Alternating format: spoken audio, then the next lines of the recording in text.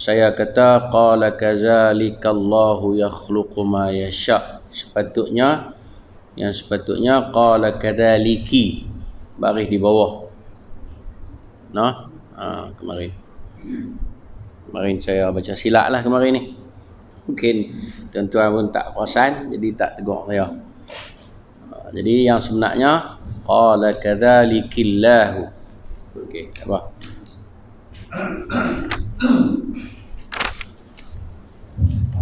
Hari ni kita ambil yang bawah tu, kita sambung kemarin ayat 52 nah. Muka surat yang sama, muka surat 56 ayat 52. Ya tak? Nah, muka surat 52 ayat muka surat 56 ayat 52 bawah falamma. A'udzu billahi minasy syaithanir rajim.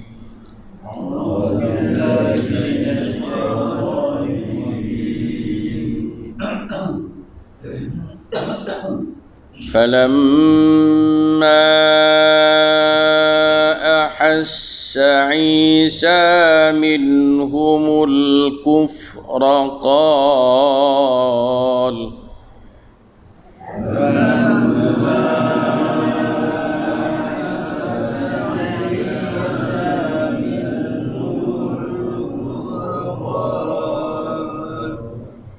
qala man ansari ila Allah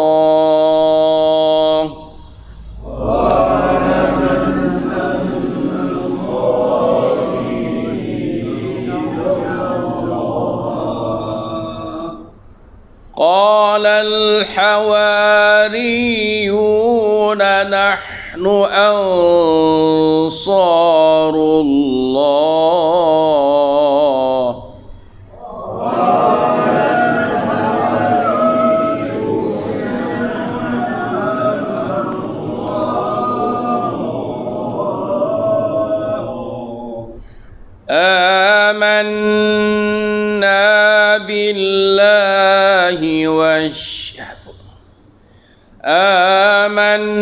آمنا بالله واشهد بأننا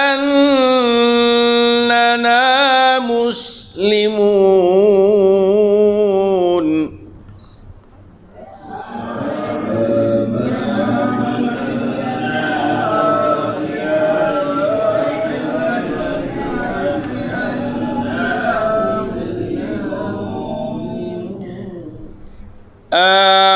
آمنا بالله واشهد بأننا مسلمون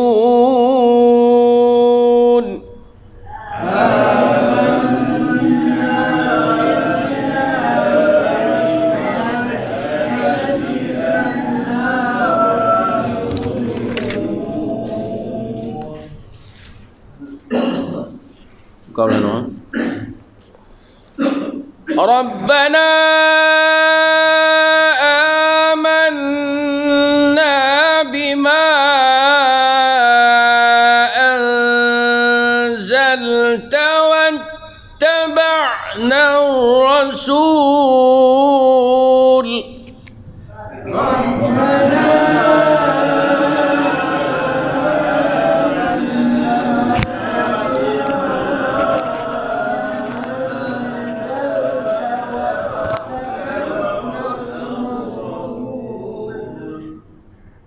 واتبعنا الرسول فاكتبنا مع الشاهدين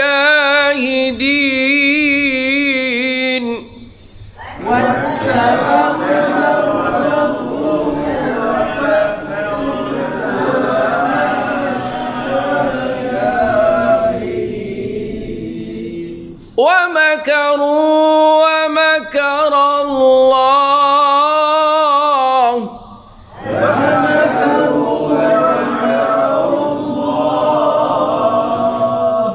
والله خير الماكرين الماكرين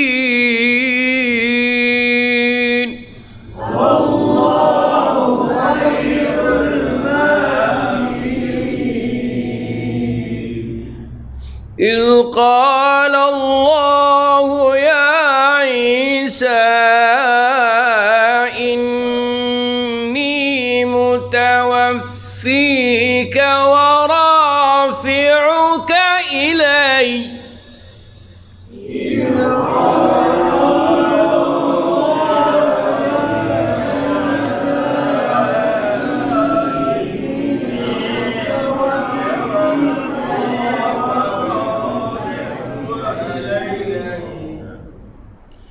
إني متوفيك ورافعك إلي ومطهرك من الذين كفروا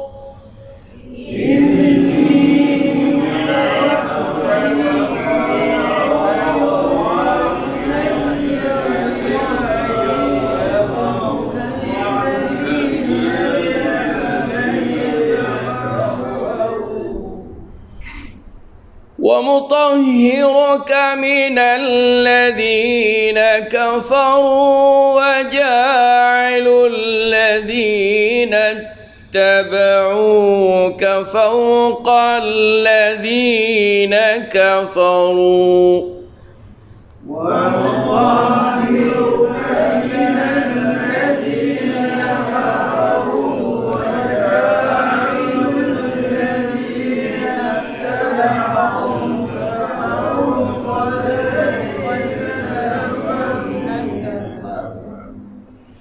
وجاعل الذين اتبعوك فوق الذين كفروا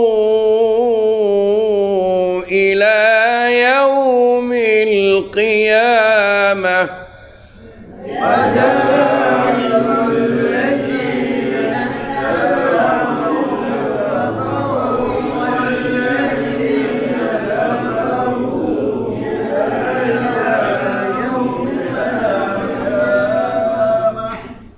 ثم إلي مرجعكم فأحكم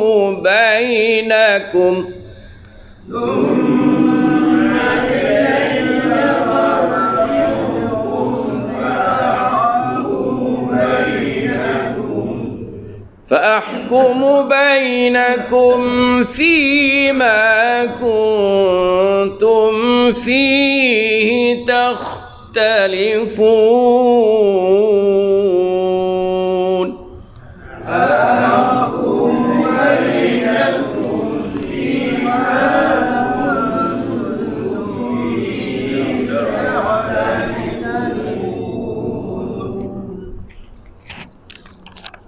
Masih lagi kita dibentangkan kepada kita tentang kisah Nabi Isa alaihi salam. Apabila dia menjelaskan tentang hakikat dia adalah seorang nabi, seorang rasul, dan diceritakan kepada umatnya, kepada kaumnya bahawa diberikan kepadanya beberapa mukjizat yang kemarin kita dah jelaskan, kan? Kemudian Allah Subhanahu wa taala menceritakan pula tentang respon ataupun tindak balas kaum dia terhadap dakwah dan seruan dia. Maka Allah kata, maka ketika Isa merasakan keingkaran mereka, yakni Bani Israel. Bani Israel ini memang satu golongan yang keras kepala. Yang keras kepala, yang sukar nak berkompromi dengan orang. Sehingga sampai sekarang ni pun macam itulah perangai mereka di Palestin. Mereka ni bukan ada negeri lah, duk tumpang di negeri orang, lalah kali mengaku kata negeri mereka. Maka ketika Isa merasakan keingkaran mereka, yakni Bani Israel, lalu dia berkata, siapakah yang akan menjadi penolongku untuk menegakkan agama Allah? Nampak gaya dia nak kena tengok, cek balik siapalah Siapa yang bersama dengan dia, siapa yang menentang dia. Nah, supaya apa? Dia dapat sedikit kekuatan untuk terus menyampaikan dakwah Allah. Para hawariyun ni mana orang yang dekat dengan dia, sahabat-sahabat dia yang duk pergi mari dengan dia, hari-hari duduk dengan dia, menjawab, kamilah penolong agama Allah. Kami beriman kepada Allah dan saksikanlah bahawa kami adalah orang-orang muslim. Tuan-tuan dan puan muslimin dan muslimat, benda-benda yang macam ni sebenarnya dia akan berlalu, dia akan berlaku sepanjang zaman. Sehingga di zaman Nabi SAW pun macam itulah juga keadaannya. Kalau kita tengok Allah Subhanahu Wa Taala cerita di dalam surah Saf ayat yang terakhir tu. Ya ayyuhalladzina amanu kunu ansarallah kama qala Isa ibn Maryam lil hawariyyin man ansari ila Allah. Kan? Wahai orang beriman, jadilah kamu orang-orang yang menolong agama Allah. Jadi Allah Subhanahu Wa Taala perintahkan para sahabat supaya bantu Nabi di dalam menjalankan dakwah. Lalu Allah bagi perbandingan. Allah Taala bagi contoh seperti mana Isa berkata kepada Hawari, kawan-kawan dia, teman-teman dia, sahabat-sahabat dia, orang kenalan dia yang duk berkawan dengan dia, man ansari ilallah. Siapa yang nak tolong aku untuk menegakkan agama Allah? Qala al-hawariyuna nahnu ansarullah. Lalu berkatalah hawariyun, pokok yang rapat dengan dia, kawan-kawan dia, kata kami akan menolong agama Allah. No? Begitulah juga Nabi SAW, dia pada Zubair, dia kata Zubair hawari. Dalam hadis yang sahih Nabi SAW sebut Zubair, yakni Zubair bin Awam, hawari, kita adalah pembantu aku. Kerana Zubair bin Awam ni selalu memberi pertolongan dan bantuan kepada Nabi SAW. Begitulah tuan-tuan dan puan muslimin dan muslimat, hendaknya kita jadi pembantu di dalam menegakkan agama Allah. Dan kita mengajak orang kepada kebaikan dan melarang orang daripada melakukan kemungkaran sekadar kemampuan kita. Kadang-kadang kita mungkin payah nak bercakap, nak menegur orang, nak ni, cuma kita tunjukkan akhlak kita yang baik, itu pun dikirakan dakwah yang dipanggil dakwah bilhal. Dakwah bilhal makna dakwah dengan kita menunjukkan contoh. Dan itulah sebenarnya yang dilakukan oleh Nabi sallallahu alaihi wasallam. Dan umat Muhammad SAW di zaman dia dulu ni, banyaknya yang beriman dengan dia. Kenapa? Kerana melihat budi pekerti dia, akhlak dia yang mulia. Berbeza dengan zaman kita sekarang ni, banyak orang pandai bercakap agama tetapi akhlaknya tak tahu mana. Kan? Habaq ke orang macam ni, tapi dia tak pun tunjuk sikap dan tauladan seperti mana yang dia bercakap. Allah marah, kabra maqtan indallahi an taqulu ma la taf'alun. Allah Taala besar kemurkaannya apabila kamu mengatakan benda yang kamu tak buat.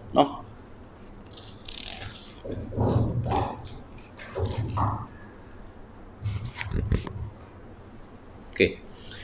Kemudian katanya, Rabbana amanna bima anzalta wattaba'na ar-rasul. Ini kaum dia kata, ya Tuhan kami. Jadi kaum dia Hawari tadi kata kami adalah pembantu agama Allah dan kami adalah di kalangan orang-orang yang menyerah diri. Washhad bi anna muslimin, dan saksikanlah bahawa kami telah menyerah diri. Muslim ni makna menyerah diri. Muslim ni makna apa dia? Orang yang surrender, yang serah diri kepada Allah. Apa maksud dia? Maknanya sanggup buat apa saja yang diperintahkan dan sanggup meninggalkan apa saja yang dilarang. Okey. Lalu mereka berdoa, mereka kata apa? Rabbana amanna bima anzalta wattaba'na ar-rasul. Ya Tuhan kami beriman. Rabbana amanna bima anzalta, dengan apa yang telah engkau turunkan daripada kitab Injil, dan juga segala apa yang perlantikan Nabi Isa sebagai rasul, dan kami beriman dengan segala apa yang telah engkau takdirkan. Bima anzalta, yang Allah Ta'ala turunkan kepada kita ni banyak lah kan. Daripada takdir kita, daripada rezeki kita, daripada ajal, daripada semua tu adalah Allah Subhanahu Wa Ta'ala turunkan kepada kita kan. Semuanya adalah benar yang perlu kita imani, yakini. Wattaba'na ar-rasul, dan kami ikut rasul, yakni Isa alaihissalam. Faktubna ma'asyahidin, maka tuliskanlah kami, catatkanlah kami ini bersama dengan orang-orang yang menjadi saksi di atas pada kebenaran Isa alaihissalam. Wa makaru wa makarallah. Ini memanglah kadang-kadang kita tak tahu kan. Kita duk buat benda yang baik untuk orang, kadang-kadang kita tak tahu di sebalik kebaikan yang kita buat tu ada orang yang hatinya tak elok, dia buat perancangan yang tak elok untuk merosakkan apa yang kita buat kan. Itu Allah kata wa makaru, dan mereka membuat tipu daya, membuat perancangan buruk, perancangan jahat untuk apa? Untuk membunuh Isa alaihissalam. Ini kisah Nabi Isa ni. Jadi orang ada rupanya dalam kebaikan Nabi Isa tu, Nabi Isa bukan dia kacau orang pun, dia ajak orang kepada kebaikan. Tapi ada di kalangan orang yang mungkin dia nak pengaruh kan, dia mungkin dia hilang pengaruh dia dengan kemunculan Isa. Sebelum daripada kemunculan Isa, dia orang yang berpengaruh. Tetapi apabila munculnya Isa, pengaruhnya semakin hilang, hilang. Macam mana yang berlaku kepada orang besar Madinah daripada Abdullah bin Ubay bin Salul. Abdullah bin Ubay bin Salul itu perangai dia. Apabila Nabi SAW sampai ke Madinah, dia punya reputasi dia, kedudukan itu sudah semakin menurun. Nah, asal dia orang dah tempah dah mah nak buat tengkolok nak sarung atas kepala dia. Gaya nak sarung ya, Nabi SAW sampai tak jadi sarung, tak jadi pakai ke dia. Tak jadi pakai. Jadi kelamaan dia jadi hasad, dia jadi dengki, sehingga dialah yang telah menarik 400 orang tentera pengikut-pengikut dia keluar daripada tentera Uhud, yang menyebabkan orang Islam kalah dalam peperangan Uhud. Ini perancangan Allah. Tapi Allah kata apa? Wa makarallah. Orang jahat merancang, Allah pun merancang. Tapi kita kena yakin dengan perancangan Allah. Sebab apa? Wallahu khairul makirin. Karena Allah Ta'ala perancangannya lebih baik. Kan? Macam mana tu perancangan Allah jadi baik tu? Idh qala Allah, di mana ketika mana Allah Subhanahu wa Ta'ala berfirman, ya Isa, wahai Isa, inni mutawaffika, aku mewafatkan engkau. Mewafatkan sini bukan mematikan, sebab Nabi Isa dia tak mati. Dia tak mati di dalam Al-Quran ada juga Allah Subhanahu wa Ta'ala menggunakan kalimah wafat, tetapi membawa makna tidur. Nabi Isa ni tidak dimatikan, tapi ditidurkan. Sebab itu Nabi SAW apabila dia tidur, dia bangun daripada tidur, dia kata alhamdulillahilladzi ahyana ba'dama amatana. Jadi tidur itu seperti mati.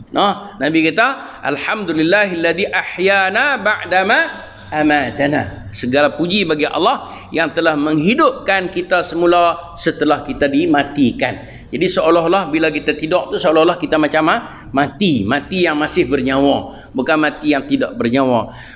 Wa ilaihi nusyur, dan akhirnya kita akan kembali kepada Allah. Begitu juga Isa sini Allah Subhanahu wa Ta'ala sebut inni mutawaffika, sesungguhnya aku mewafatkan engkau. Maksud dia menidurkan engkau. Kami bagi engkau tidur. Wa rafi'uka ilayya, dan angkat engkau kepadaku. Mana naik ke langit.